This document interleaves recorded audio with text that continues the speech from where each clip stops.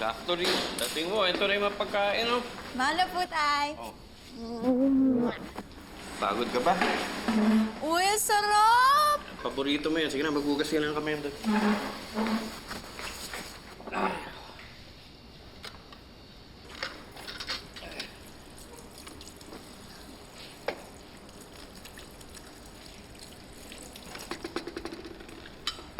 Ano ba yung pinagagawa mo? Napahaba po kasi yung kwentuhan namin ni Ninong kanina. Ako? Baka puro kalokohan na naman tinuturo sa'yo. Ikaw, pinayagan kita na mag-volunteer ka sa City Jail para nabibisita mo yung ninong mo. Alam mo naman yung tama't mali, di ba? Siyempre, Toy. Hindi po ako gagawa ng kahit na ano yung kakapahamak nyo at kakahiya nyo. Basta tapusin mo yung pag-aaral mo yung importante. Opo, Tay. Alam niyo po, Tay, pag natapos ko ng entrepreneurship ko, magtatayo ako ng negosyo. Tapos, ibebenta ko tong mga gawa nila Ninong. Tapos ang i-hire ko, yung mga dating inmate. At kapag mayaman na ako, bibilin ko po kayo ng magandang retirement house na malapit sa dagat. Ako, sweet-sweet talaga. Hindi mo na kailangan gawin yung importante. Graduate ka, masaya na ako. Ay, kumain ka na. Kakain ako. Eto, kailangan mo rin ito, kulay.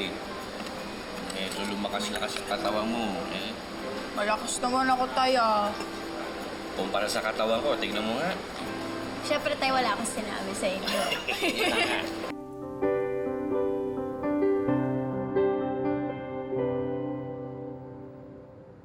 Yun! Valedictorian! Uy! Kosa? Oy, tabi! Dadaan yung valedictorian, no? Congrats, Princess. Excuse me! Oo naman.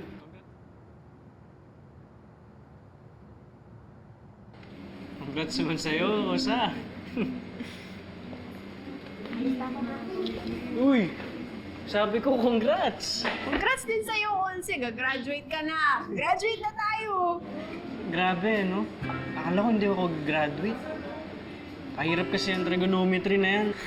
Buti na lang. Nagaling yung tutor ko. Siyempre. Kasi punta ka mamaya sa bahay, ah. Sabihin ko si mama pagluto tayo ng pansit. Siyempre papayag yun, no? Gagraduate na ako.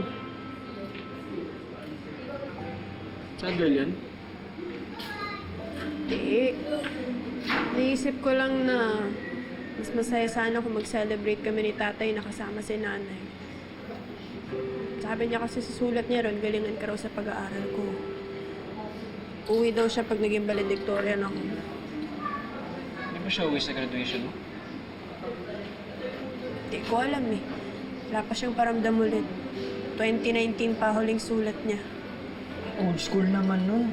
Wala ba siyang social media? Wala. Sinubukan ko na rin yung gawin. Hinanap ko na ilang beses. Wala talaga. Bawal daw eh. Ano sabi ng tatay mo? Ano daw nangyari kay Aling Lupe? Sabi niya, baka raw busy lang. Hindi rin daw sila nag-uusap. Kasi imposible. Mag-asawa sila, no? Maliban na lang kung...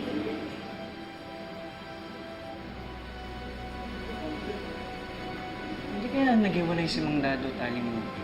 Ayaw lang sabihin sa'yo. Ba't naman itatago sa akin ni tatay yun?